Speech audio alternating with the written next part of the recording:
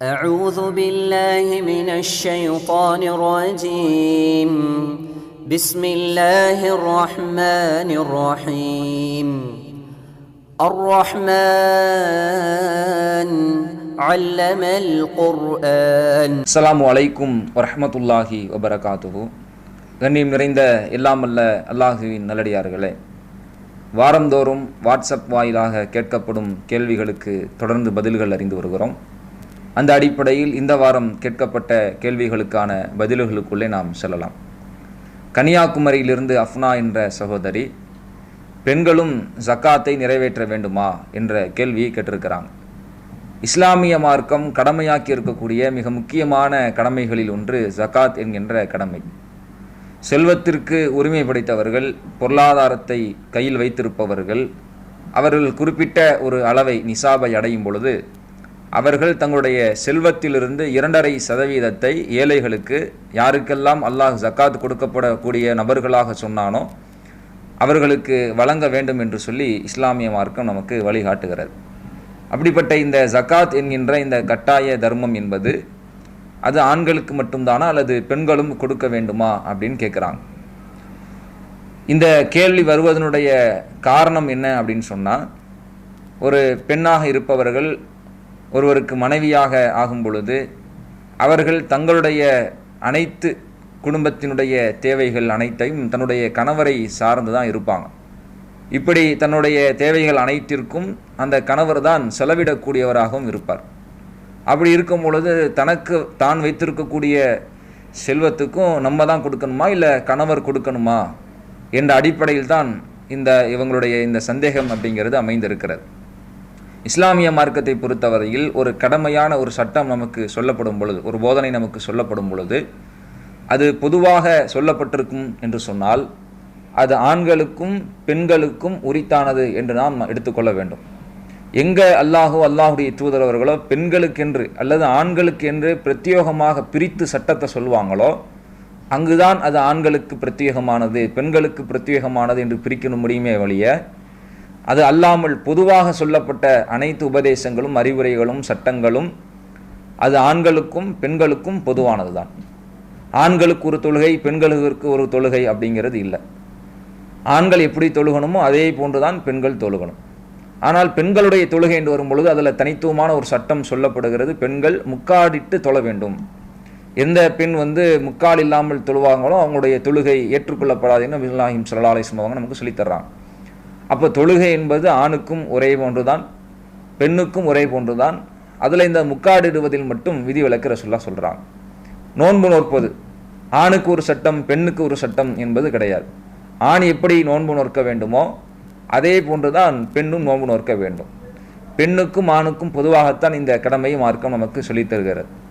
அதே போன்று ஹஜ் என்ற வணக்கத்தை எடுத்துக்கொண்டால் சக்தி உள்ளவர்கள், பொருளாதார உடல் வசதி உடையவர்கள் ஹஜ் செய்யணும். ஆணுக்கும் பெண்ணுக்கும் பொதுவாக மார்க்கம் என்ன சட்டங்களை சொன்னதோ அங்கே பொதுவான சட்டம் இருவருக்கும் பொதுவானது தான். அதே போன்றுதான் இங்கே ஜக்காத் என்கின்ற இந்த சட்டம் கட்டாய கடமை என்பது அந்த செல்வத்திற்கு உரிமை படைத்தவர்கள், அவர்கள் ஆணாக இருந்தாலும் பெண்ணாக இருந்தாலும் இருவருக்கும் ஒரே சட்டம்தான். அந்த செல்வத்திற்கு உரிமையாளர்களாக, அந்த பொருளாதாரத்திற்கு சொந்தக்காரர்களாக யார் இருக்கிறார்களோ அவர்கள் அவருடைய செல்வத்திலிருந்து 2.5% ஜக்காத்தை கொடுக்க வேண்டும் என்பதுதான் மார்க்கத்தினுடைய சட்டமாக இருக்கிறது. இது ஆணுக்கும் பெண்ணுக்கும் பொதுவானது தான் என்பதை நாம் விளங்கிக் கொள்ள வேண்டும். அல்லாஹ் ரப்பல் ஆலமீன் 4வது அத்தியாயம் 32வது வசனத்தில் பேசுகின்றான். லிர்ரிஜாலி நஸீபு மிம்மக்தஸபு வலின்னிசாஇ நஸீபு மிம்மக்தஸபுன. ஆண்கள் அவர்கள் சம்பாதித்ததனுடைய பங்கு அவர்களுக்கு இருக்கிறது, பெண்கள் அவர்கள் சம்பாதித்ததனுடைய பங்கு அவர்களுக்கு இருக்கிறது என்று அல்லாஹ் ரப்பல் ஆலமீன் சொல்லி காட்டுகின்றான். அப்போ ஆண்கள் அவர்கள் சம்பாதித்ததனுடைய பங்கு அவர்களுக்கு, பெண்கள் சம்பாதித்தனுடைய பங்கு அவர்களுக்கு. செல்வமாக பொருளாக சேர்க்கக்கூடிய எதுவாக இருந்தாலும் அவங்களுக்கு தான், நன்மையாக நற்கூலியாக சேர்க்கக்கூடிய எதுவாக இருந்தாலும் அவர்களுக்குரியது அவர்களுக்குரியது தான் என்று அல்லாஹ் ரப்பல் ஆலமீன் தன்னுடைய திருமறையில் சொல்லி காட்டுவதை பார்க்கிறோம். அப்போ செல்வம் என்பது அதற்கு உரிமை படைத்தவர்கள் கொடுக்க வேண்டும். வேறொரு இடத்துல அல்லாஹுடைய தூதரவங்க நமக்கு சொல்லி காட்டக்கூடிய செய்தி ஹதீஸ் கிரந்தங்களில் பார்க்கிறோம். அல்லாஹ் ரப்புல் ஆலமீன் மறுமை நாளில் சில நபர்களுக்கு தண்டனை வழங்குவான். அந்த வரிசையில் அல்லாஹ்வுடைய தூதர் அவங்க சொன்னாங்க, மாமின் சாஹிபி தஹபின் வலா ஃபில்லத்தின் லாயு அப்தி மின்ஹா ஹக்கஹா இல்லா இதாக்கான யௌமுல் கியாமத்தி சுஃபியத் லஹு சஃபாய்ஹு மின் நாரின். யார் அந்த தங்கம் வெள்ளியினுடைய உரிமையாளர்கள், தங்கத்திற்கும் வெள்ளிக்கும் உரிமை படைத்த அந்த சொந்தக்காரர்கள் அதற்கான ஹக்கை ஜக்காத்தை கொடுக்காமல் வைத்து கொண்டிருப்பார்களோ அவர்களுக்கு மறுமை நாளில் அது ஒரு விரிப்பாக விரிக்கப்பட்டு அதில் இந்த தங்கம் வெள்ளி உருக்க காய்ச்சப்பட்டு ஃபஉஹ்மிய அலைஹா ஃபி நாரி ஜஹன்னம் நரக நெருப்பில் அது உருக்கப்பட்டு ஃபயுக்வா பிஹா ஜன்புஹு வ ஜபீனுஹு வ லஹுருஹு அவருடைய நெற்றி விலா முதுகு என்று அனைத்து பகுதிகளிலும் சூடு போடப்படும். குல்லமா பரதத் உஐதத் லஹு அது குளிர்ந்து விடும் பொழுதெல்லாம் திரும்பவும் இதே மாதிரி அது காய்ச்சப்பட்டு சூடு போடப்படும் என்று அல்லாஹ்வுடைய தூதர் அவங்க சொல்லக்கூடிய செய்தி ஆதாரப்பூர்வமான நபிமொழிகளில் பார்க்கிறோம். இப்போ இது அல்லாஹ்வுடைய தூதர் அவங்க சொல்லக்கூடிய வாசகம் என்ன? மாமின் சாஹிபி தஹபின் வலா ஃபில்லத்தின், தங்கத்திற்கும் வெள்ளிக்கும் உரிமை படைத்த உரிமையாளர் அவர் அந்த தங்க வெள்ளிக்கான ஜக்காத்தை கொடுக்காமல் வைத்திருந்தால் அவருக்கு இந்த தண்டனை என்று அல்லாஹ்வுடைய தூதர் அவங்க சொல்றாங்க. அப்போ இந்த ஹதீஸுடைய வாசகம் நமக்கு தெளிவுபடுத்துகிறது, ஜக்காத் என்பதை யார் அந்த பொருளாதாரத்திற்கு உரிமை படைத்தவர்களாக இருக்கிறார்களோ, சொந்தம் கொண்டாடக்கூடிய நிலையில் இருக்கிறாங்களோ அவங்க தான் அந்த சொத்துக்கு உரிமை படைத்தவங்க. அந்த சொத்து அவங்களுக்குரியது, அந்த செல்வம் அவர்களுக்குரியது என்று இருக்கும் பொழுது அவர்கள் தான் அந்த செல்வத்திற்கான ஜக்காத்தை கொடுப்பதற்கு கடமைப்பட்டு இருக்கிறாங்க. அந்த அடிப்படையில் பெண்கள் அவர்களுக்கு தனியாக செல்வம் இல்லாமலா இருக்கும், அவருடைய கணவர் திருமணம் முடிக்கும் பொழுது மகர் தொகையாக கொடுத்த அந்த செல்வம் இருக்கலாம், அதுவே சில நேரங்களில் அவங்களுடைய ஜக்காத்துடைய நிசாபை அடைவதற்குரிய அளவுக்குண்டான தகுதியை அவங்க அடைஞ்சிருக்கலாம். இது இல்லாமல் அவர்களுடைய தகப்பன்மார்கள் அவர்களுக்கு கொடுத்த அன்பளிப்பாக இருக்கலாம், நண்பர்கள் கொடுத்த அன்பளிப்பாக இருக்கலாம், உறவுக்காரர்களுக்கு கொடுத்த அன்பளிப்பாக இருக்கலாம். இது போன்ற வகையில் அவர்களிடத்தில் செல்வம் சேர்ந்திருக்கலாம், அல்லது வாரிசுரிமை அடிப்படையில் தன்னுடைய பெற்றோர்களுடைய சொத்தை அவர்கள் பெற்றிருக்கலாம். இப்படி எந்த வகையிலும் அவங்க செல்வம் திரட்டுவதற்கான வாய்ப்புகள் இருக்கிறது. இன்னும் கூடுதலாக அவர்களே சொந்தமாக சம்பாதித்த பொருளாதாரத்தை கூட அவர்கள் ஈட்டி சேமித்து வைத்திருக்கலாம், அல்லது கணவர் வீட்டு செலவுக்குன்னு கொடுத்ததில் அது சிக்கனமாக செலவு பண்ணி அதில் ஒரு சேமிப்பை தனதாக ஆக்கி கொண்டிருக்கலாம். இப்படியாக அந்த பெண்களிடத்தில் பொருளாதாரம் இருக்கக்கூடிய வாய்ப்புகள் இருக்கும் பொழுது, பொருளாதாரத்திற்கு உரிமை படைத்தவர்களாக அவர்கள் இருக்கக்கூடிய நிலை இருக்கும் பொழுது, அந்த அவர்கள் உரிமை படைத்த, அவர்களுக்கு சொந்தம் கொண்டாடக்கூடிய, அவர்களுடைய உரிமையில் கட்டுப்பாட்டில் இருக்கக்கூடிய அந்த செல்வம், அந்த பொருளாதாரம் ஜக்காத்தை அதனுடைய அளவை அடைவதற்குண்டான, ஜக்காத்து கொடுப்பதற்குண்டான இந்த நிசாபை அளவை அடைந்து விட்டால் அவர்கள் கண்டிப்பாக 2.5% கொடுத்து தான் ஆகணும். ஆண்கள் எப்படி அவங்க சம்பாதிச்சதுலேருந்து கொடுப்பாங்களோ அது மாதிரி பெண்கள் அவர்கள் வைத்திருக்கக்கூடிய செல்வத்திற்கு கணக்கிட்டு 2.5% ஜக்காத்தாக கொடுக்க வேண்டும் என்பதுதான் மார்க்கத்தினுடைய வழிகாட்டுதல். இந்த நேரத்தில் கணவர் என்ன செய்கிறாருன்னா, இல்லை உனக்கான ஜக்காத்தை நானே கொடுத்துட்றேன், அல்லது அந்த பெண்ணுடைய தகப்பனார் உன்னுடைய ஜக்காத்தை நானே கொடுத்துட்றேன் என்று அவர்கள் பெருந்தன்மையாக முன்வந்து அவர்களுக்காக வேண்டி இவர்கள் கொடுக்க நினைப்பாங்க அப்படின்னு சொன்னால் அது மார்க்க அடிப்படையில் தவறுன்னு சொல்ல முடியாது. ஏன்னா அவர்களுடைய இந்த செல்வத்திலிருந்து அதனுடைய ஹக்காக இருக்கக்கூடிய ஜக்காத்து நிறைவேற்றப்படணும். அவர் சார்பாக வேறொருவர் நிறைவேற்றி விட்டால் என்று இருந்தாலும் அவர்களுடைய அந்த கடமை என்பது நீங்கிவிடும். அவங்க கொடுக்க வேண்டிய ஜக்காத்தை என்ன செஞ்சாங்க, அவங்க கொடுத்துட்டாங்கங்கிற நிலை வந்துடும். அப்போ இந்த வகையில் பெண்கள் கண்டிப்பாக அவர்களுடைய செல்வம் ஜக்காத்தை கொடுப்பதற்குண்டான அளவை அடைந்திருந்தால் கொடுக்க வேண்டும். அவர்களுக்கு பதிலாக மற்றவர்கள் கொடுப்பார்கள் என்று இருந்தால் அது அவர்களுக்கு எந்த பிரச்சனையும் இல்லை. ஜக்காத்து கொடுக்காத நிலைக்கு அவர்களை தள்ளிவிடாது, மாறாக ஜக்காத்தை நிறைவேற்றி விட்டார்கள் என்ற நிலையில் அதற்கான கூலியை அல்லாஹ்விடத்தில் அவர்கள் பெற்றுக்கொள்வார்கள். அடுத்ததாக கேரளாவிலிருந்து ரியாஸ் என்ற சகோதரர் ஆன்லைனில் கேம் விளையாடி பணம் சம்பாதிப்பது மார்க்கத்தில் கூடுமா என்ற கேள்வியை கேட்டிருக்கிறாங்க. இஸ்லாமிய மார்க்கத்தை பொறுத்தவரையில் பொதுவாக நாம் எப்படி சம்பாதிப்பதாக இருந்தாலும் சரி, நாம் எந்த வகையில் சம்பாதிப்பதாக இருந்தாலும் சரி, அதற்கு மார்க்கம் ஒரு அடிப்படையான ஒரு தகுதியை நமக்கு சொல்லித் தருகிறது. அது என்ன தகுதி? நாம் சம்பாதிக்கிற அந்த சம்பாத்தியம், பொருளாதாரம் அது ஹலாலானதாக இருக்க வேண்டும். அது எந்த விதத்திலும் ஹராமான பொருளாதாரமாக இருந்துவிடக்கூடாது என்பதுதான். அல்லாஹ் ரப்புல் ஆலமீன் தன்னுடைய திருமறையில் சொல்லி காட்டுகின்றான், குலு மிம்மா ரஸகக்குமுல்லாஹ் ஹலாலன் தய்யிபா. அல்லாஹ் உங்களுக்கு எதை தூய்மையான ஹலாலானதாக ஆக்கியிருக்கிறானோ அப்படி அல்லாஹ் உங்களுக்கு ஹலாலாக்கிய அந்த தூய்மையானதை நீங்கள் உண்ணுங்கள், அதை நீங்கள் பயன்படுத்துங்கள் என்று அல்லாஹ் ரப்புல் ஆலமீன் தன்னுடைய திருமறையில் சொல்லி காட்டுகின்றான். அப்போ நாம் சம்பாதிக்கிற பொருளாதாரம், அந்த பொருளாதாரம் என்பது அது ஹலாலானதாக இருக்க வேண்டும். ஹலால்னு சொன்னால் என்ன? மார்க்கம் எதை நமக்கு அனுமதித்திருக்கிறதோ அந்த அனுமதித்த வகையில் நம்முடைய பொருளாதார ஈட்டுதல் இருக்க வேண்டும். ஹராமான நிலையில் நம்முடைய பொருளாதார ஈட்டுதல் என்பது இருந்துவிடக்கூடாது. மார்க்கம் எதையெல்லாம் எந்த வழிமுறையை எல்லாம் தடுத்திருக்கிறதோ, ஹராமான பாவமான காரியமாக சொல்லியிருக்கிறதோ அந்த ஹராமான வழியில் நம்முடைய பொருளாதார ஈட்டுதல் அப்படிங்கிறது இருந்துவிடக்கூடாது அப்படிங்கிறது பொதுவான அடிப்படை. இப்போ இங்கே என்ன கேள்வி வருதுன்னா, ஆன்லைனில் இன்றைக்கி கேம்கள் ஆடுறாங்க. செல்ஃபோன்கள், தொலைத்தொடர்பு சாதனங்கள் அதிகமாகிவிட்ட இந்த காலகட்டத்தில் ஃபோன்கள்லேயே அதிகமாக ஆன்லைனில் விளையாடக்கூடிய கேம்கள் என்று நிறைய வந்துவிட்டது. அப்படி அந்த கேம்களில் விளையாண்டோம்னா நமக்கு அதில் வின் பண்ணும் பொழுது, அது குறிப்பிட்ட ஒரு ஸ்கோரை நம்ம எடுக்கும் பொழுது அதற்கான பணமாக சில தொகைகளை என்ன செய்கிறாங்க, நமக்கு தர்றாங்களே. இப்படி அந்த பணத்தை வாங்கிறது கூடுமா? இது மார்க் அடிப்படையில் இது ஹலாலுங்கிற நிலையில் வருமா, ஹராம்ங்கிற நிலையில் வருமா அப்படிங்கிறது தான் இந்த சகோதரருடைய கேள்வி. இந்த ஆன்லைன் கேம்களை பொறுத்தவரையில் பரவலாக 2 விதங்களாக நம்ம பிரித்து பார்க்க வேண்டி இருக்கிறது. ஒன்று என்னென்னா, ஆன்லைனில் வரக்கூடிய அதிகமான பெரும்பான்மையான விளையாட்டுக்கள் எப்படி இருக்குதுன்னா சூதாட்டமாக இருக்கிறது. சூதாட்டம்னா எப்படி? நீ ஒரு 100 ரூபா போடு, நான் ஒரு 100 ரூபா போடுறேன், எதிர்த்தரப்பில் உள்ள ஒரு 100 ரூபா போடுவார், நாம் ஒரு 100 ரூபா போடுவோம். அதில் யார் ஜெயிக்கிறாங்களோ அவங்களுக்கு தான் அந்த மொத்த தொகையும் வந்து என்ன செய்யும், சேரும். இதுதான் சூதாட்டம். இது நேரில் லைவாக விளையாண்டாலும் கூடாது, ஆன்லைனில் விளையாண்டாலும் கூடாது. எந்த விதத்திலும் இந்த சூதாட்டம் என்பது மார்க்கத்தில் தடுக்கப்பட்டதை சைத்தானிய காரியமாக சொல்லப்பட்டிருக்கிறது. அல்லாஹ் தன்னுடைய திருமறையில் பேசுகின்றான், யா அய்யுஹல்லதீன ஆமனு இன்னமல் ஹம்ரு வல் மைசிரு வல் அன்சாபு வல் அஸ்லாமு ரிஜிசும் மின் அமலி ஷைத்தான். இந்த மது, சூதாட்டம், குறி கேட்பதற்காக பார்க்கப்படக்கூடிய அம்புகள், இது எல்லாம் ரிஜிசும் மின் அமலி ஷைத்தான், சைத்தானுடைய அருவருக்கத்தக்க செயல்களிலிருந்து உள்ளது என்று அல்லாஹ் ரப்புல் ஆலமீன் நமக்கு கண்டிப்பதை பார்க்கிறோம். அப்போ சூதாட்டம் என்பது அது சைத்தானிய செயல். மது எப்படி ஹராமோ, எப்படி குறி கேட்பது மார்க்கத்தில் ஹராமோ, அதுபோன்று சூதாட்டம் என்பது தெளிவான ஹராம். அது மார்க்கத்தில் தடுக்கப்பட்ட ஒரு காரியம் என்பதில் எந்த மாற்று கருத்தும் இல்லை.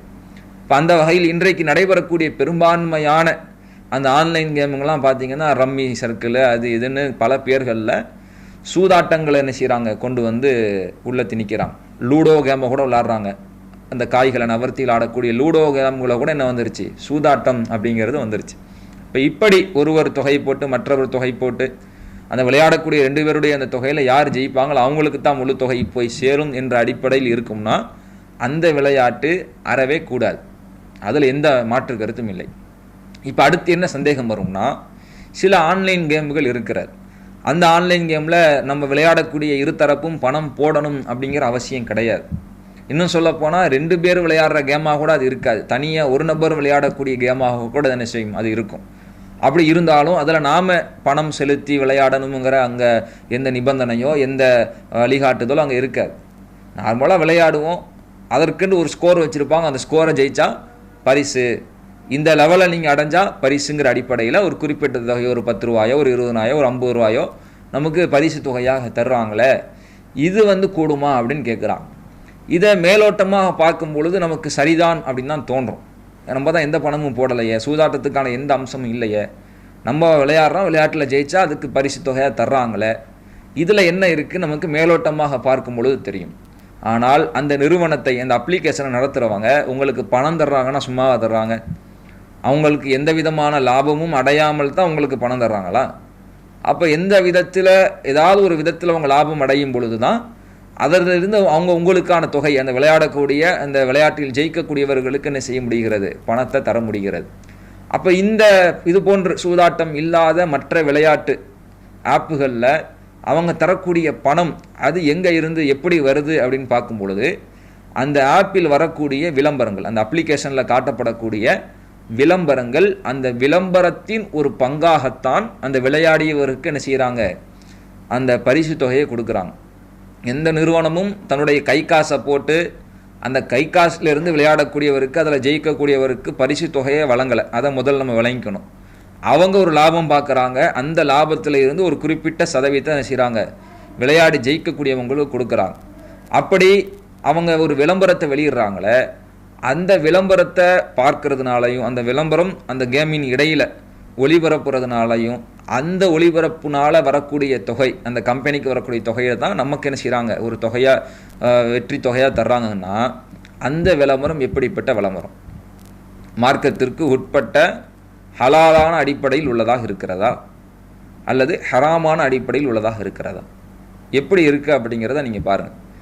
இது போன்ற ஆப்புகளில் வரக்கூடிய பெரும்பான்மையான விளம்பரங்கள் எல்லாம் மார்க்கத்திற்கு முரணான, மார்க்கம் தடுத்த ஆபாசமான அருவருக்கத்தக்க காட்சிகளை காட்டித்தான் விளம்பரங்கள் வருது. ரம்மி சர்க்கிள் விளையாடுங்கன்னு சூதாட்டத்துடைய கேமுடைய விளம்பரம் வருது.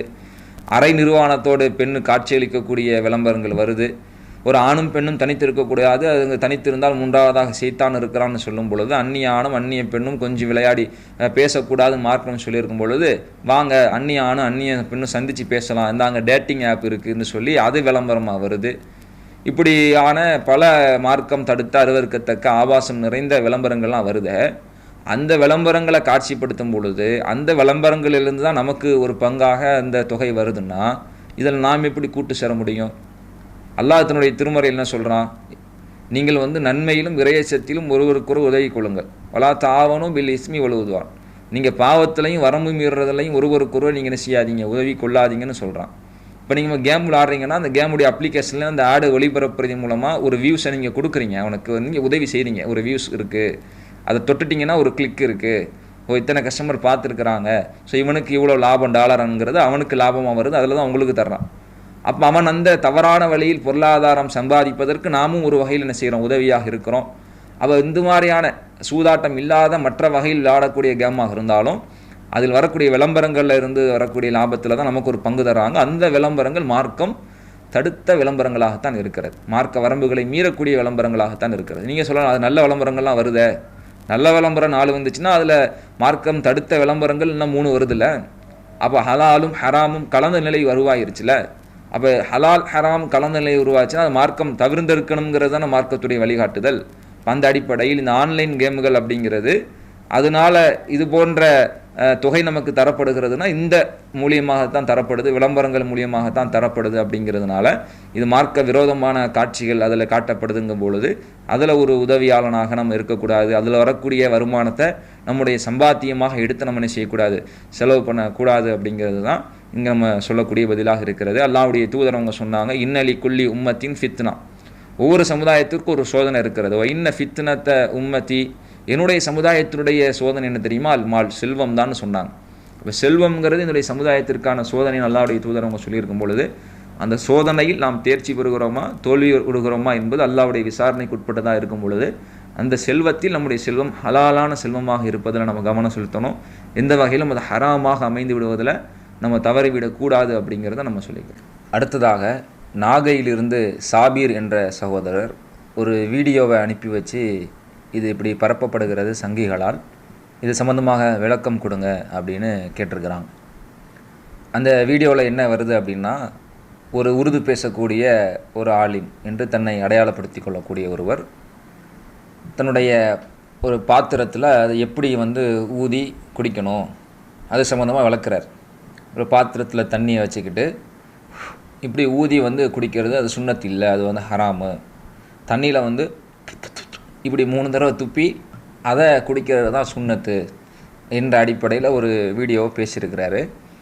அதை சங்கிகள் இஸ்லாத்திற்கு எதிராக அதை இஸ்லாத்தினுடைய கருத்துக்களை திரித்து போலி பிரச்சாரம் செய்யக்கூடியவர்கள், இஸ்லாத்தின் கருத்தாகவே இல்லாத ஒன்றை இஸ்லாத்தின் கருத்து போன்று மாற்றி பிரச்சாரம் செய்யக்கூடிய இந்த சங்கிகள் இந்த வீடியோவை எடுத்து என்ன செய்கிறாங்கன்னா பரப்பிக்கிட்டு பாருங்கள், இது எவ்வளோ ஒரு கேவலமான ஒரு செயலாக இருக்குது, ஒரு நகைப்புக்குரிய ஒரு காரியமாக இருக்குது, தண்ணியில் துப்பி குடித்தா நிவாரணம் வரும்னு சொல்கிறாங்களே அப்படிங்கிற மாதிரி என்ன செய்கிறாங்கன்னா அதை ஒரு இஸ்லாத்திற்கு எதிரான ஒரு பிரச்சாரத்தை போன்று என்ன செய்கிறாங்கன்னா கொண்டு போகிறாங்க. அந்த வீடியோவை அனுப்பி அதை மேற்கோள் காட்டி தான் இந்த சகோதரர் கேள்வி கேட்டிருக்கிறாங்க. இது இஸ்லாத்தில் இருக்குதா இல்லையா, இந்த சங்கிகளுக்கான பதில் என்னங்கிற அடிப்படையில் தான் இவருடைய இந்த கேள்வி அமைந்திருக்கிறது. இது போன்று தண்ணியில் ஊதி குடிக்கிறத பொறுத்த வரைக்கும், அதில் ஊதுறதை பொறுத்த வரைக்கும் அதற்கு மார்க்கத்தில் எந்த விதமான ஆதாரமும் கிடையாது. இன்னும் சொல்லப்போனால் நபிகள் நாயகம் ஸல்லல்லாஹு அலைஹி வஸல்லம் அவர்கள் அந்த பாத்திரங்களில் தம்முடைய மூச்சுக்காற்றை வெளியிடுவதை நபிகள் நாயகம் ஸல்லல்லாஹு அலைஹி வஸல்லம் அவங்க தடுத்திருக்கக்கூடிய செய்திகளைத்தான் நம்ம நபிமொழிகளில் பார்க்க முடிகிறது. புகாரியில் 5630வது செய்தியாக இடம்பெற்றிருக்கிறது. இதா ஷரிப அஹதுக்கும், உங்களில் ஒருவர் குடிக்கிறதா இருந்தால் பானத்தை குடிக்கும் பொழுது ஃபலா யத்தனஃபஸ் ஃபில் இனாயி, அதில் உங்களுடைய மூச்சு காற்றை விட வேண்டாம் என்று அல்லாஹ்வுடைய தூதர் அவங்க சொல்லி காட்டுறாங்க. இப்போ ஒருவர் தான் குடிக்கிற தன்னுடைய பானமாக இருந்தாலுமே அந்த பானத்தில் அந்த நீரில் தன்னுடைய மூச்சு காற்றை கூட என்ன செய்யக்கூடாது, வெளியிடக்கூடாது என்று அல்லாஹ்வுடைய தூதர் அவங்க தடுத்திருக்கும் பொழுது மற்றவங்களுக்கு அதை ஊதி கொடுத்து அதை மற்றவங்க அதை குடிப்பதினால் நிவாரணம் பெறுவார் அப்படிங்கிறது மார்க்கத்தில் இல்லை, சொல்லப்படலை. அது நேரடியாக அல்லாஹ்வுடைய தூதர் அவங்க என்ன செய்கிறாங்க, அதை தடுக்கிறாங்க. அதை அடிப்படையாக கொண்டு தான் இந்த வீடியோவில் பேசக்கூடிய நபர் அதை ஊதக்கூடாது, அது சுன்னத்தில் இல்லைங்கிறத சொல்கிறார். இதை சரியாக சொன்ன அந்த மனிதர் அடுத்த ஒரு பகுதியை சொல்கிறாரு, அது முழுவதும் தவறானது, அது நபிகள் நாயகம் அவர்களோடு தொடர்புபடுத்த முடியாத செய்திகளாக இருக்கிறது. அதை ஆதாரமாக கொண்டு என்ன செய்கிறாங்க, சொல்லக்கூடியதை பார்க்குறோம்.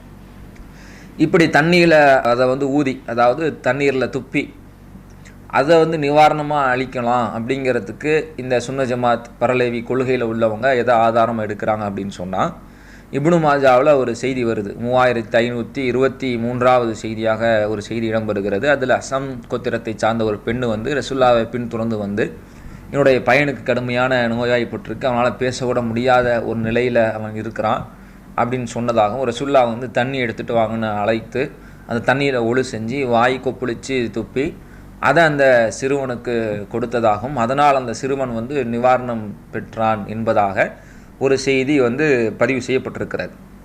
இந்த செய்தியினுடைய அறிவிப்பாளர் தொடரில் யஸீத் பின் அபி சியாத் என்று சொல்லக்கூடிய ஒருவர் இடம்பெறுகிறார். இவர் பலவீனமான அறிவிப்பாளர். இவரை பற்றிய பல விமர்சனங்கள் ஹதீஸ்களை இமாம்களால் சொல்லப்பட்டிருக்கிறது. அதாவது இந்த செய்தி இது ரசூலுல்லாஹ் சம்பந்தப்பட்ட செய்தி தான், இது ரசூலுல்லாஹ்விடமிருந்து வந்த செய்தி தான் என்பது உறுதிப்படுத்தப்படாத ஒரு பலவீனமான செய்தியாக இருக்கிறது. இந்த செய்தி அடிப்படையாக கொண்டு தண்ணீரில் துப்பி அதை நிவாரணமாக கொடுக்கலாம் அப்படின்னு சட்டம் எடுப்பது முதல்ல தவறானது அப்படிங்கிறத சொல்கிறோம்.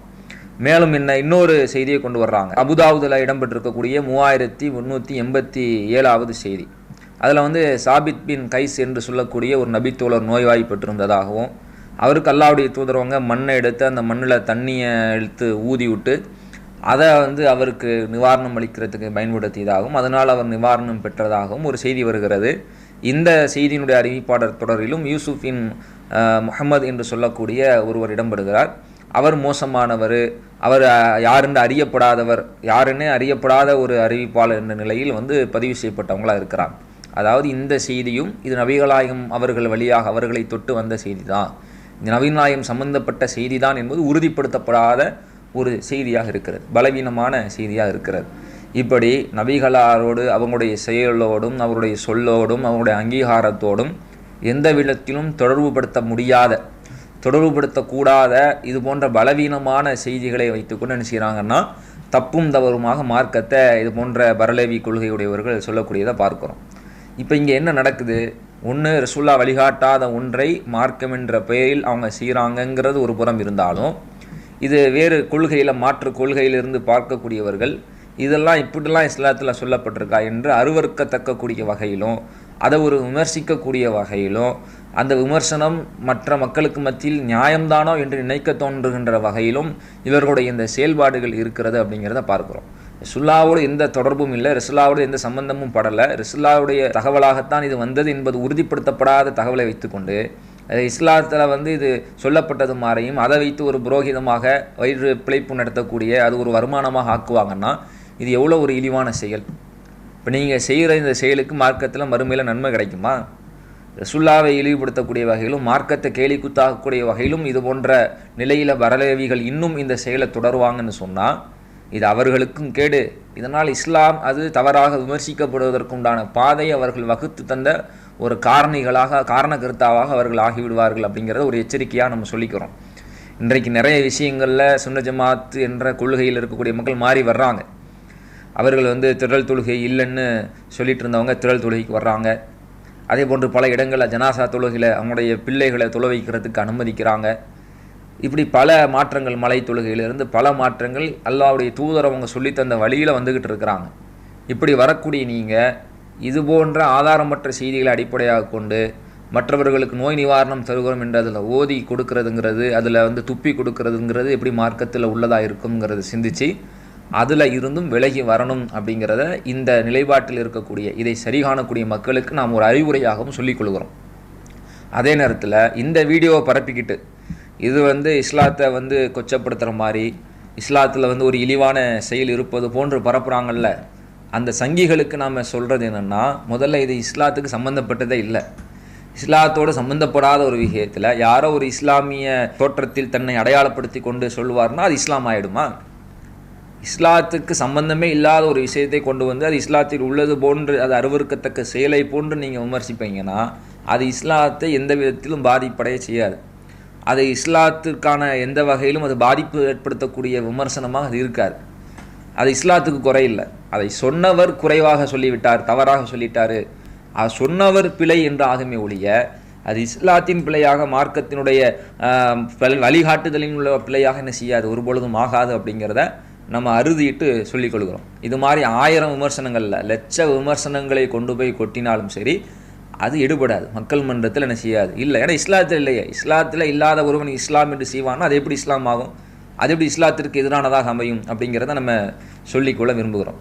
அடுத்து என்ன, இதை விமர்சிக்கக்கூடிய இந்த சங்கிகள் இஸ்லாத்தில் இல்லாததை இஸ்லாம் என்ற தோற்றத்தை காண்பித்து விமர்சிக்கக்கூடியவங்க தாங்க எந்த கொள்கையில் இருக்கிறாங்களோ, தாங்க எந்த நம்பிக்கையில் இருக்கிறாங்களோ அந்த நம்பிக்கையின் அடிப்படையில் செய்யப்படக்கூடிய ஏராளமான மூட நம்பிக்கைகள் இருக்குத, அதை கொஞ்சம் யோசித்து பார்த்தாங்களா?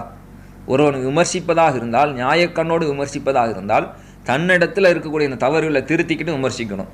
தன்னிடத்தில் இருப்பவர்களிடத்தில் முதலில் விமர்சனம் செஞ்சுக்கிட்டு என்ன செய்யணும், மற்றவங்க விமர்சனத்துக்கு வரணும். ஆனால் தன்னிடத்திலே 1000 குறை இருக்குது.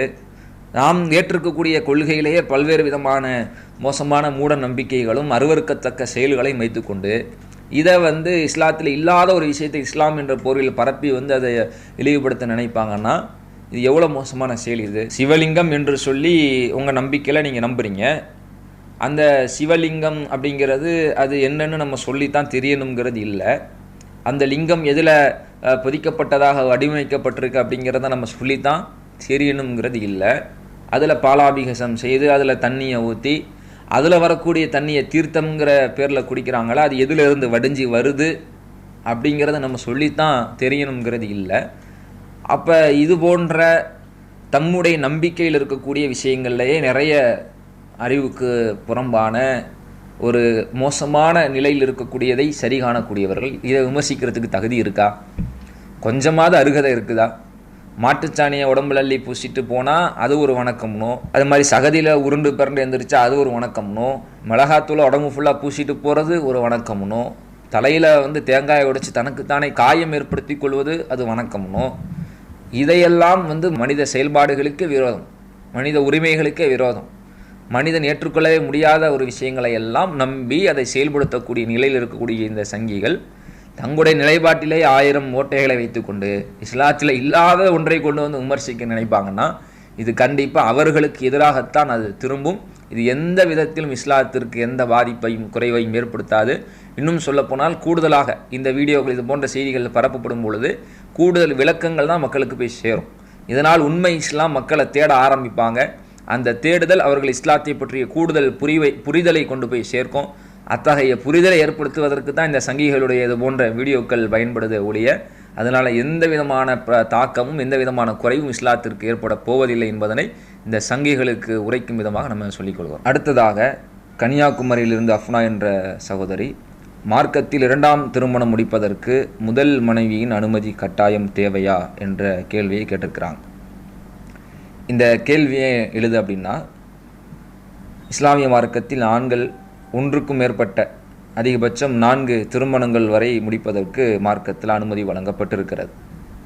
இப்படி திருமணம் முடிக்கும் பொழுது அங்கே முதல் மனைவியிடத்தில் நாம் தகவல் தெரிவித்து விட்டுத்தான் நாம் திருமணம் முடிக்க வேண்டுமா, அல்லது தகவல் தெரிவிக்காமலேயே நம்ம திருமணம் முடித்து கொள்ளலாமா அப்படிங்கிற விஷயத்தில் நேரடியாக குர்ஆன் ஹதீஸில் நேரடி வாசகத்தோடு நீங்கள் அனுமதி கேளுங்கள் என்றோ அல்லது அனுமதி கேட்க தேவையில்லை என்றோ நேரடியான வாசகங்கள் எதுவும் இல்லை.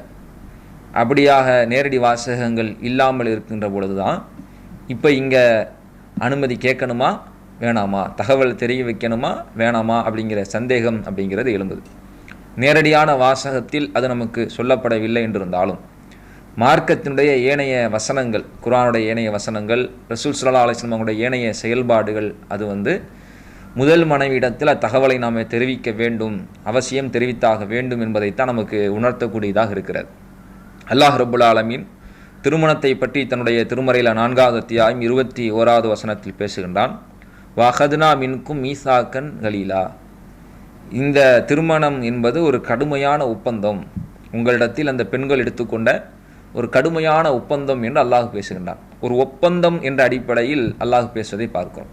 ஒப்பந்தம்னா என்ன? நான் இதை செய்வேன், நீங்கள் இதை செய்யணும், நான் இதை செய்ய மாட்டேன், நீங்கள் இதை செய்யக்கூடாது என்று இருவரும் பேசிக்கொண்டு இதில் உடன்படுகிறீர்களா என்பது தான் இது ஒப்பந்தம். அது மாதிரி தான் குடும்ப வாழ்க்கையில் இதை நான் செய்வேன், இதை நீங்கள் செய்யணும், இதை நான் செய்ய மாட்டேன், இதை நீங்கள் செய்யக்கூடாது என்ற ஒரு ஒப்பந்தமாக இருப்பது தான் எனது திருமண ஒப்பந்தம் அப்படிங்கிறது மார்க்கத்தில் ஒரு கடுமையான ஒப்பந்தமாக நமக்கு சொல்லப்படுகிறது. அந்த அடிப்படையில் இதை ஒரு ஒப்பந்தமாக அல்லாஹ் சொல்லியிருக்கும் பொழுது அந்த ஒப்பந்தத்தினுடைய சாராம்சம் அது என்னவோ அதை இருவரும் பேணி கடைபிடிக்கணும் அப்படிங்கிறது மார்க்கத்தில் நம்ம கவனிக்க வேண்டிய விஷயம். அப்போது ஒருத்தவங்க ஒரு திருமணத்தின் மூலம் அவங்க இணைகிறாங்க, அது ஒரு ஒப்பந்தம் என்று வரும் பொழுது அந்த ஒப்பந்தத்தில் எதெல்லாம் உள்ளடங்குது? ஒரு ஆண் தன்னுடைய மனைவியை தவிர வேறு எந்த வழியிலும் வேறொரு பெண்ணிடத்தில் நாடி செல்லக்கூடாது. ஒரு பெண் தன்னுடைய கணவனை தவிர்த்து வேறு எந்த வகையிலும் வேறொரு ஆணை நாடி செல்லக்கூடாது என்பது அந்த ஒப்பந்தத்திலே உள்ளடங்குது. அதில் வாசகத்தில் தஃப்தரில் எழுதணுங்கிறது அவசியம் கிடையாது. தஃப்தரில் அப்படி எழுதியிருக்கா அப்படின்னு கேள்வி கேட்போமா? ஒரு ஆண் வேறொரு பெண்ணிடத்தில் தவறாக போகிறான்னா தஃப்தரில் அப்படின்னு எழுதியிருக்கா அப்படின்னு கேட்போமா? அப்படி எதுவும் ஒப்பந்தம் போடலன்னு சொல்லுவோமா? அந்த ஒப்பந்தமே அதைத்தான் குறிக்கிறது. அந்த ஒப்பந்தமே, திருமணத்தினுடைய ஒப்பந்தம் என்னன்னா, நான் இந்த ஆணாக இருக்கக்கூடிய நான் இந்த பெண்ணாக இருக்கக்கூடியவளோடு இணைந்து குடும்பம் நடத்தப் போகிறேன், அந்த பெண்ணாக இருப்பவள் இந்த ஆணோடு நான் இணைந்து குடும்பம் நடத்தப் போகிறோம் என்ற அந்த ஒப்பந்தமே இந்த உறவு அல்லாத வேறு உறவுகளை நாம் தேடிக்கொள்ளக்கூடாது என்பதைத்தான் இதனுடைய அம்சமாக இருக்கிறது. இப்போ நம்முடைய நாடுகளில் பெரும்பாலும் இப்படித்தான் அந்த ஒப்பந்தங்கள் என்பது என்ன செய்து இருக்குது. நம்முடைய கணவர் நமக்கு தான் இருக்கணும் தான் பெண்கள் விரும்புவாங்க. அவங்களுடைய மனநிலை அப்படித்தான் இருக்குது. நம்முடைய கணவர் நம்ம மீது தான் நேசம் செலுத்தணும், அந்த நேசம்ங்கிறது வேறு யார்கிட்டையும் என்ன செய்யக்கூடாது, போயிடக்கூடாது என்பதை தான் தமிழகத்தில் இருக்கிற முஸ்லீம்களுடைய பெண்களுடைய மனநிலை அப்படிங்கிறது இருக்கிறத நம்ம பார்க்குறோம். அப்போ அவர்களுடைய அந்த திருமண ஒப்பந்தம் அப்படிங்கிறது என்னுடைய கணவர் எனக்குரியவராக இருக்கணுங்கிறது தான் அந்த திருமண ஒப்பந்தத்தில் உள்ளது. அதை எழுதி தான் ஆகணும் அப்படிங்கிறது கிடையாது. இது ஒரு விஷயம். அதே நேரத்தில் அல்லாஹுடைய தூதரவர்கள் என்ன சொல்கிறாங்கன்னா, ஒரு பெண்ணை தாண்டி மற்றொரு பெண்ணை திருமணம் முடிப்பாங்க அப்படின்னு சொன்னால் அதுக்கு நிறைய வழிமுறைகளை மார்க்க நமக்கு சொல்லித் தருகிறார். சாதாரணமாக திருமணம் முடிச்சுட்டு போயிடலாங்கிற அடிப்படையில் சொல்லித்தரல. அந்த கணவன் இரு மனைவிகளுக்கும் சரிசமமாக தன்னுடைய நாட்களை ஒதுக்கி கொடுக்க வேண்டும். செலவீனங்களை, பொருளாதாரத்தை கொடுக்கணும். 2 பேரிடத்திலும் நியாயமாக என்ன செய்யணும், நடந்து கொள்ளணும். ஒரு மனைவியை சுற்றுலாவுக்கு அழைச்சிட்டு போனால் வேறொரு மனைவியை கண்டுகொள்ளாமல் விடக்கூடாது, அவங்களையும் சுற்றுலாவுக்கு அழைச்சிட்டு போகணும். ஒரு மனைவிக்கு பொருளாதாரத்தை கொடுத்து மறுமனைவிக்கு செலவே செய்யாமல் விடக்கூடாது. இதை மார்க்கம் அநியாயமாக நமக்கு சொல்லித்தருகிறது. இது அநியாயம், இதுக்கு அல்லாஹ் குற்றம் பிடிப்பான் என்று மார்க்கம் நமக்கு சொல்லித் தருவதை பார்க்கிறோம். அப்போ ஒரு ஆண் அவனுக்கு மார்க்கத்தில் அனுமதிக்கப்பட்ட ஒரு பெண்ணை தாண்டிய மற்ற பெண்களை அவன் ஹலாலான முறையில் திருமணம் முடிப்பான்னா அதில் நிறைய விதிமுறைகளை நிபந்தனைகளை மார்க்கம் நமக்கு சொல்லி தந்திருக்கிறது. நேரத்தை ஒதுக்கணும், பொருளாதாரத்தை ஒதுக்கணும், 2 பேரையும் சரிசமமாக பார்க்கணும், இப்படிங்கிற நிபந்தனைகள்லாம் சொல்லியிருக்கும் பொழுது முதல் திருமணமாக ஒரு பெண்ணிடத்தில் ஒரு ஒப்பந்தம் எடுத்து திருமணம் செய்திருக்கிறான் அப்படின்னா இப்போ அவன் 2வது திருமணம் செய்ய நாடும் பொழுது இங்கே அவன் எதை செய்தாக வேண்டும்? நாட்களில் பாதி பிரிக்க வேண்டி வரும், செல்வத்தில் பாதி பிரிக்க வேண்டியது வரும். பல நேரங்களில் 2 பேருக்கும் சரிசமமாக செய்ய வேண்டிய பல சந்தர்ப்பங்கள் உருவாகும். அப்படி உருவாகும் பொழுது இதுவரைக்கும் ஒரு பொருளாதாரத்தில் அனுபவித்து கொண்டிருந்த பெண் அந்த பொருளாதாரத்தை அதிலிருந்து பாதி அந்த பெண்ணுக்கு, மற்றொரு பெண்ணுக்கு வழங்கக்கூடிய நிலைக்கு இவள் தயாராகணும். என்னதான் பெரிய செல்வந்தர் அப்படி என்று வைத்து கொண்டாலும் நாட்களை ஒதுக்கணும்ல. நாட்களில் ஒதுக்குறதுல ஒரு குறிப்பிட்ட நாட்கள் இந்த கணவரோடு இல்லாத ஒரு நிலையை அந்த பெண் தாங்கி கொள்ள வேண்டியது வரும். இப்படியான சில காம்ப்ரமைஸு இருக்கிறதுனால அந்த பெண்ணும் ஒப்பந்தராக அந்த திருமணத்தில் இணைஞ்சிருக்கும் பொழுது அப்போ அதில் அவங்களுக்கு உரிமை இருக்கிறது. இல்லை, எனக்கு முழு நாளையும் கொடுத்துருங்க, நீ என்னோட தான் இருக்கணும் என்று சொல்வதற்கு மார்க்கத்தில் அவங்களுக்கு உரிமை இருக்கிறது. இல்லை நீங்கள் வேற ஒரு பெண்ணை நீங்கள் நாடி போவீங்கன்னு சொன்னால் நீங்கள் திருமணம் முடிச்சிக்கிங்க, நான் உங்களால் வாழ முடியாது, நான் உங்களை விட்டு நான் விவாகரத்து பெற்றுக்கொள்கிறேன் என்று சொல்வதற்கு மார்க்கத்தில் உரிமை இருக்கிறது. இந்த இரண்டுக்குமே நபிமொழிகளில் என்ன செய்யுது, ஆதாரம் இருப்பதை நம்ம பார்க்கிறோம். நபிமொழியில் புகாரியில் பதிவு செய்யப்பட்டிருக்கக்கூடிய 3110வது செய்தி, நபிகள் நாயகம் ஸல்லல்லாஹு அலைஹி வஸல்லம் அவருடைய மகளார் ஜைனப் அவர்களை திருமணம் எடுத்திருக்கக்கூடியவர் யாருன்னா அபுல் ஆஸ் என்று சொல்லக்கூடிய நபித்தோழர். நபி ஸல்லல்லாஹு அலைஹி வஸல்லம் அவருடைய மருமகன் வந்து அபுல் ஆஸ். இவங்க ரசூல் ஸல்லல்லாஹு அலைஹி வஸல்லம் அவங்க வந்து அந்த தன்னுடைய மகளை திருமணம் முடிக்கும் பொழுது அவங்க ஒப்பந்தம் சொல்லி என்ன செய்கிறாங்க, திருமணம் முடிக்கிறாங்க. என்னுடைய மகள் உயிரோடு இருக்கும் நிலையில் என் மகளை விட்டுட்டு நீங்கள் வேறொரு பெண் என்ன செய்யக்கூடாது, திருமணம் முடிக்க கூடாதுன்னு அதை அவங்க ஏற்றுக்கொண்டு அதை சரியாக பேணினார்கள் என்பதையும், அதை ரசுல்லா வந்து புகழ்ந்து பேசினார்கள் அப்படிங்கிறதையும் அந்த ஹதீஸ் கிரதத்தில் நீங்கள் அந்த இலக்கத்தில் என்ன செய்ய முடியும், பார்க்க முடியும். இதே இந்த ரசுல்லா தன்னுடைய மகள் ஃபாத்திமா அவர்களுடைய கணவராக இருக்கக்கூடிய அலி இப்னு அபு தாலிப் அவங்களுக்கு வேறொரு பெண் பேசப்படுகிறது. அப்படி பேசப்படக்கூடிய நிலையில் அல்லாஹ்வுடைய தூதர் அவங்க சொல்கிறாங்க, ஃபலா ஆதனும் சும்மலா ஆதனும் சும்மலா ஆதனும், நான் அனுமதி கொடுக்க மாட்டேன், நான் வேறொரு பெண்ணை வந்து திருமணம் முடிப்பதற்கு அலி இப்னு அபு தாலிபுக்கு நான் அனுமதி கொடுக்க மாட்டேன். இல்லா யுரீதபுனு அபி தாலிப், அபு தாலிப் அவர் நாடுறாரு, இல்லை திருமணம் முடிக்கணும்னு நாடுறாருன்னு சொன்னால் ஐயு தள்ளி கபினத்தை, என்னுடைய மகள் அவர் வந்து தலாக் செஞ்சிடட்டும், வா என்கிஹ இபுனத்தகும், பிறகு அவங்களுடைய மகள் அவர் என்ன செஞ்சிட்டோம், திருமணம் செஞ்சுக்கட்டும், என்னுடைய மகளை விவாகரத்து செஞ்சுட்டு அவர் வேறு திருமணம் செய்கிறதா தான் செஞ்சுக்கட்டும் என்று நபிகள் நாயகம் ஸல்லல்லாஹு அலைஹி வஸல்லம் அவங்க சொன்னதாக புகாரியில் 5630வது செய்தியாக இடம்பெற்றிருக்கிறது. அப்போ இந்த நபிமொழி நமக்கு எதை காட்டுதுன்னா, முதல் திருமணமாக ஒரு மனைவி நம்ம இல்லறத்தில் வாழும் பொழுது வேறொரு திருமணத்தை அவங்க நாடுவாங்கன்னு சொன்னால் அப்போ அவங்களுக்கு உரிமை இருக்குது, முதல் மனைவிக்கு என்ன இருக்குது, உரிமை இருக்குது. இல்லை நீங்கள் வேற ஒரு திருமணம் முடிப்பதாக இருந்தால் நான் அவங்க கூட நான் என்ன செய்ய மாட்டேன், வாழ விரும்பலை என்று சொல்வதற்கு உரிமை இருக்கிறது. இந்த உரிமை எப்போ பேணப்படும், அவங்களுக்கு இப்படி சொல்கிறதுக்கு உரிமை இருக்குல்ல, இந்த நபிமொழியின் மூலம் நமக்கு அந்த பெண்களுக்கு அந்த உரிமை இருக்கிறது என்று நமக்கு நிலைநாட்டப்படுதில்ல. இந்த உரிமையை எப்போ அவங்க பயன்படுத்த முடியும், அவங்களுக்கு தகவல் தெரிஞ்சாதானே. அந்த கணவர் வந்து நான் 2வது திருமணம் முடிக்க போகிறேன், வேறொரு பெண்ணை மணக்க போகிறேன் அப்படிங்கிற தகவலை சொன்னாதான் அவங்க இந்த முடிவை எடுக்கணுமா எடுக்கக்கூடாதாங்கிற நிலைமையில் அவங்க அந்த உரிமையை அவங்க கையாள முடியும், அந்த உரிமையை அவங்க வந்து கைக்கொள்ள முடியும். அவங்களுக்கு தகவலே தெரியாத வகையில் அவங்கள்ட்ட சொல்லாமல் திருமணம் முடிக்குதல் அப்படிங்கும் பொழுது இதில் அவங்க ஏமாற்றப்படக்கூடிய நிலை தான் என்ன செய்யும், உண்டாகும். இன்னும் திருமணம் அப்படிங்கிறது ஒப்பந்தமாக மார்க்கம் சொல்லியிருக்கிறதுனால ஒப்பந்தத்தில் எந்த திருத்தத்தை செய்கிறதா இருந்தாலும் சம்பந்தப்பட்ட எதிர் ஒப்பந்ததாரர்கிட்ட பேசணும். எதிர் ஒப்பந்ததார்கிட்ட பேசாமல் நாமளாக ஒன்றை செய்து கொண்டால் அது ஒப்பந்தத்தை பேணுதலாக ஆகுமா, பேணுதலாக ஆகாது. யாரையும் உலகத்தில் எந்த சட்டமும் அதனை செய்யாது, ஏற்றுக்கொள்ளாது. இப்போ மார்க்கம் திருமணத்தை ஒப்பந்தம் சொல்லியிருக்கும் பொழுது ஒப்பந்ததாரர் அந்த ஒப்பந்தத்தில் மறு ஒப்பந்ததாரராக இருக்கக்கூடிய அந்த மனைவி அவங்கள்ட்ட அந்த தகவலை சொல்லி நான் வேறொரு திருமணம் முடிக்க போகிறேன் என்பதை சொல்லி அவங்க வாங்கணுமா, அவங்க அனுமதிச்சா தான் முடிக்கணுமா அப்படிங்கிறது இல்லை. இந்த கணவருக்கும் உரிமை இருக்கிறது. இல்லை நீ அனுமதிக்கலைன்னா உன்னை நான் வந்துட்டு தலாக் விட்டுறேன், நான் அந்த தான் திருமணம் முடிக்க போகிறேன் என்று அவர் உறுதியாக இருப்பார் என்று சொன்னால் அந்த உரிமை கணவருக்கு இருக்கிறது. இல்லை நீங்கள் வேறு பெண்ணை நீங்கள் திருமணம் முடிக்கிறதா இருந்தால் நான் உங்களோட நான் வாழ மாட்டேன், உங்களுக்கு நான் குலா கொடுக்குறேன் என்று சொல்வதற்குரிய உரிமை அந்த பெண்ணுக்கு இருக்கிறது. இப்போ இந்த உரிமைகள் எப்போ பேணப்படும்னா அந்த பெண்ணிடத்தில் தகவல் சொல்லும் பொழுது தான், சரிங்களா. அப்போ அந்த தகவல் சொல்லுதல் என்பது அவசியமாக அது செய்யப்படணும். முதல் மனைவிடத்தில் தகவல் சொல்லி நான் திருமணம் முடிக்க போகிறேங்கிறத சொல்லிட்டு தான் அடுத்த திருமணத்துக்கு அந்த ஆண் வந்து தயாராகணுமே ஒழிய தகவல் சொல்லாமல் செய்வது என்பது இந்த ஒப்பந்தத்திற்கு எதுதான் நடந்ததாகவும் அந்த பெண்ணுக்கு பல ஏமாற்றத்தை கொடுத்ததாகவும் அந்த பெண்ணுடைய உரிமைகளில் நம்ம உரிமை பறிக்கக்கூடிய விஷயமாக நம்ம நடந்து கொண்டதாகவும் நமக்கு அமைந்துவிடும். அந்த அடிப்படையில் ஒரு கடுமையான ஒப்பந்தம் என்று அல்லாஹ் சொல்லும் பொழுது ஒரு ஒப்பந்தத்தை இது எப்படி அந்த ஒப்பந்ததாரத்தோடு நம்ம நடந்து கொள்வோமோ அந்த அடிப்படையில் தகவலை சொல்லிவிட்டு மறு திருமணம் முடிப்பது தான் மார்க்கத்தில் நமக்கு வழிகாட்டப்பட்டதாக இருக்கிறது அப்படிங்கிறது அதற்கான பதிலாக சொல்லிக் கொள்கிறோம். அடுத்ததாக அறந்தாங்கியிலிருந்து தாரிக் இப்ராஹிம் என்ற சகோதரர் கேட்குறாங்க, இடப்பற்றாக்குறையின் காரணமாக ஜனாசாவை வந்து கிழக்கு மேற்காக வைக்க முடிந்தால் அப்படியும் வடக்கு தெற்காக வைக்க முடிந்தால் அப்படியும் வைக்கிறோம், இது மார்க்க அடிப்படையில் சரிதானா தெளிவுபடுத்தவும் என்று கேட்டிருக்கிறாங்க. இவருடைய இந்த சந்தேகத்திற்கான காரணம் என்ன அப்படின்னு சொன்னால் ஹதீஸ் கிரந்தங்களில் ஒரு செய்தி பதிவு செய்யப்பட்டிருக்கிறது. கிபிலத்துக்கும் அஹ்யாஅன் வ அம்வாத்தன், உங்களில் உயிரோடு இருப்பவருக்கும் உங்களில் மரணித்தவருக்கும் இந்த காபா அது கிபிலாவாக முன்னோக்கு திசையாக இருக்கிறது என்று அல்லாஹ்வுடைய தூதர் அவங்க சொன்னதாக ஹதீஸ் கிரந்தங்களில் சில இடங்களில் பதிவு செய்யப்பட்டிருக்கிறது.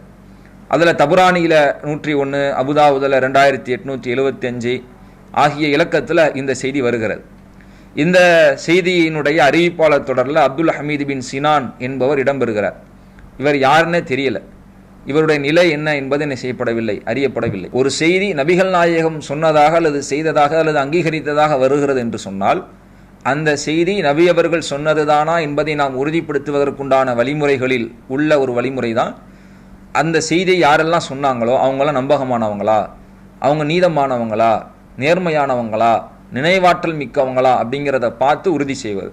அப்படி உறுதி செய்யக்கூடிய நிலையில் இருக்கும் பொழுது இதனுடைய அறிவிப்பாளர் தொடரில் அதில் யாருன்னே அவருடைய நினைவாற்றலோ நம்பகத்தன்மையோ உறுதி செய்யப்படாத ஒரு நபர் வருகிறார் என்ற பொழுது அந்த செய்தி பலவீனமான செய்தி என்ற நிலை அடைந்து விடுகிறது. எனவே இந்த செய்தியை வைத்து நாம் ஆதாரமாக எடுக்க முடியாது. மேலும் தப்ரானியில் 13572வது செய்தியாக இதே செய்தி வேற வாசக அமைப்போடு இடம்பெற்றிருக்கிறது. அதில் அய்யூப் பின் உத்பா என்பவர் இடம்பெறுகிறார். இவர் நினைவாற்றல் குறைந்தவர் அப்படிங்கிற விமர்சனம் சொல்லப்பட்டிருக்கு. இவர் நினைவாற்றல் குறைந்தவர், தப்பித்தவறி தவறுதல அறிவிக்கக்கூடிய ஒரு நிலையில் உள்ளவங்க அப்படின்னு சொல்லி ஏராளமான இமாம்கள் இவரை விமர்சனம் செஞ்சிருக்கிறாங்க. அந்த அடிப்படையில் இந்த செய்தியும் பலவீனமான செய்தி என்ற வகையில் வந்து விடுகிறது. இறந்தவர்களை அது கிப்லாவின் திசையை நோக்கித்தான் வைக்கணும், இறந்தவர்களுடைய உடலை அதை அடக்கம் செய்யும் பொழுது கிப்லாவின் திசையை நோக்கித்தான் அடக்கம் செய்ய வேண்டும் என்ற கருத்தில் எந்த ஒரு ஆதாரபூர்வமான நபிமொழியும் இல்லை. ஆனால் கிப்லா திசையை முன்னோக்கித்தான் வைக்கணும், கிப்லா திசையை முன்னோக்கித்தான் அடக்கம் செய்ய வேண்டும் என்று சொல்லக்கூடியவர்கள் இந்த செய்திகளை தான் என்ன செய்கிறாங்க, ஆதாரம் காட்டுறாங்க. இந்த செய்திகள் அது ஆதாரபூர்வமான செய்தி அல்ல, சஹீஹான செய்தி அல்ல, பலவீனமான செய்தியாக இருக்கிறது. சரி, ஒரு பேச்சுக்கு இது சரி என்று எடுத்துக்கொண்டாலும் இந்த ஹதீஸினுடைய வாசகம் அது ஜனாசாவை கிப்லாவை நோக்கித்தான் அடக்கம் செய்யணும், வீட்டில் ஜனாசாவை மற்றவருடைய பார்வைக்காக வைக்கும் பொழுது அதை ஜனாசாவை கிப்லாவை நோக்கித்தான் வைக்கணும் என்ற கருத்து இதில் வரலை. ஏன்னா இதில் ரசூலுல்லாஹி ஸல்லல்லாஹு அலைஹி வஸல்லம் அவங்க கிப்லத்துக்கும் அஹியா, உங்களில் உயிரோடு இருப்பவர்களுக்கும் இதுதான் கிப்லான்னு சொன்னாங்க. இப்போ உயிரோடு இருப்பவருக்கும் கிப்லா இதுதான் சொன்னால் படுக்கும் பொழுது கிப்லா திசையை நோக்கி தான் படுக்கணும் அப்படின்னு யாருக்கும் சொல்லுவாங்களா? அல்லது நடக்கும் பொழுது கிப்லா திசையை நோக்கி மட்டும் தான் நடக்கணும் அப்படின்னு சொல்லுவாங்களா? சாப்பிடும் பொழுது கிப்லா திசையை நோக்கி மட்டும் தான் சாப்பிடணும் அப்படின்னு சொல்லுவாங்களா? என்ன இதில் என்ன கருத்து வருது? உங்களில் உயிரோடு இருப்பவருக்கும் கிப்லா என்பதையும் அல்லாஹ்வுடைய தூதரவங்க இங்கே சொன்னதாக நாம் எடுத்துக்கொண்டாலும் இதில் என்ன கருத்து எடுக்க முடியும்? எல்லா நேரத்திலும் நீங்கள் என்ன செய்யுங்க, கிப்லாவை முன்னோக்கிருங்க, கிப்லாவுடைய திசையை நீங்கள் எதிர்நோக்கிருங்க அப்படிங்கிற கருத்து எடுக்கிறதா? அல்லது உங்களில் உயிரோடு இருப்பவர் தொழும் பொழுது அவருக்கான திசை கிப்லா திசை என்று கருத்தெடுப்பதா? தெளிவாக பார்த்த உடனே தெரிகிறது ரசூலுல்லாஹ் இது நம்முடைய அன்றாட செயல்பாடுகளையோ அல்லது தூங்கும் பொழுதோ உட்காரும் பொழுதோ சாப்பிடும் பொழுதோ எந்த திசையை நோக்கணுங்கிறத பற்றி பேசலை. கிப்லாங்கிறது முஸ்லிம்களுக்கு தொழுகைக்கான முன்னோக்கு திசை என்பது வேற வேற செய்திகள் நமக்கு சொல்லப்பட்டிருக்கிறது என்ற பொழுது இங்கே ரசூலுல்லாஹ் சொல்றது தொழுகைக்கு தான் சொல்றாங்க என்று தான் நம்ம இதில் விளங்க முடியுமே ஒழிய இந்த செய்தி சரியாக இருக்கிறது என்று எடுத்துக்கொண்டால் இங்கே தொழுகையின் பொழுது உயிரோடு இருப்பவர் தொழுகும் பொழுது அவருக்கான தொழுகையின் திசை என்பது அது கிப்லா தான் என்று எப்படி எடுத்துக்கொள்வதை நாம் இதில் புரிவோமோ அந்த அடிப்படையில் தான் மரணித்தவருக்கு இது கிப்லா திசையாக கிப்லாவாக இருக்கிறது என்று அல்லாஹ்வுடைய தூதர் அவங்க சொல்லுவாங்கன்னா மரணித்தவரை அடக்கம் செய்யும்போது கிப்லாவில் அடக்கம் செய்யணுங்கிறது கிடையாது. எப்படி உயிரோடு உள்ளவருக்கு கிப்லான்னு சொல்லும் பொழுது உயிரோடு உள்ளவர் படுக்கும் பொழுது கிப்லா திசையில் படுக்கணுங்கிறது கிடையாதோ அது மாதிரி மரணித்தவர் அவர் மரணித்தவரை நாம் கபூரில் அடக்கும் பொழுது கிப்லா திசையை தான் முன்னோக்கணுங்கிறது கிடையாது. அவருக்கான தொழுகை அது கிப்லாவின் திசையை முன்னோக்கித்தான் தொலை வைக்கப்பட வேண்டும் என்ற கருத்தை தான் அதில் எடுக்க முடியும். எப்படி உயிரோடு இருப்பவர் கிப்லாவின் திசையை முன்னோக்கித்தான் தொழ முடியும், தொழ வேண்டும் என்பதை கருத்தாக எடுக்க முடியுமோ அது மாதிரி மரணித்தவருக்காக நாம் தொழுகை வைக்கும் பொழுதும் அந்த தொழுகையிலும் நாம் முன்னோக்குகிற திசை கிப்லாவின் திசையாகத்தான் இருக்கணும் அப்படிங்கிற கருத்தை தான் இந்த செய்தியிலிருந்து எடுக்க முடியுமே ஒழிய இவங்க சொல்கிற மாதிரி அதை அடக்கும் பொழுது அல்லது வீட்டில் கிடத்தும் பொழுது கிப்லாவின் திசையை நோக்கி வைக்கணுங்கிற கருத்து இதில் கிடையாது. இந்த செய்தி முதல்ல பலவீனமானது. இதை ஒரு பேச்சுக்கு சரியானது என்று எடுத்துக்கொண்டாலும் கூட இவர்கள் சொல்வது போன்று அந்த கருத்து அதில் இல்லை. தொழுகையின் திசையாக உயிரோடு இருப்பவர் எப்படி கிப்லாவை முன்னோக்குவாரோ அதுபோன்று மரணித்தவர்களுக்காக நம்ம தொழு வைக்கும் பொழுதும் அந்த தொழுகையினுடைய திசையும் கிப்லா தான் என்ற கருத்தில் தான் இந்த வாசகத்தை நாம் எடுக்க முடியுங்கிறத கருத்தில் கொண்டு மார்க்கத்தில் வேற ஏனைய ஆதாரபூர்வ நபிமொழிகளில் கிப்லாவை நோக்கி தான் ஜனாசா அடக்கணும் அல்லது வீட்டில் கடத்தணுங்கிறதுக்கு எந்த ஆதாரப்பூர்வமான நபிமொழிகளும் இல்லை என்ற காரணத்தினால் நம்முடைய வசதிக்கு தப்ப நம்ம கிப்லாவை திசையை நோக்கி முன்னோக்கி நம்ம அடக்கம் செய்தாலும் தவறல்ல, அல்லது மாற்று திசையில் நம்ம அடக்கம் செய்தாலும் தவறல்ல. நம்முடைய இட வசதி, நம்முடைய சூழலை கவனித்து நாம் நம்முடைய வசதிக்கு தக்கவாறு அடக்கம் செய்து கொள்ளலாம். அதில் எந்த தவறும் இல்லை. இதுதான் மார்க்கத்துடைய வழிகாட்டுதல் அப்படிங்கிறத சொல்லிக்கிறோம். இஸ்லாம் மற்றும் சமுதாய செய்திகளை அறிந்து கொள்ள தமிழ்நாடு தௌஹீத் ஜமாஅத் யூடியூப் பக்கத்தை உடனடியாக சப்ஸ்கிரைப் செய்து கொள்ளுங்கள். மேலும் பெல் பட்டனையும் கிளிக் செய்து கொள்ளுங்கள்.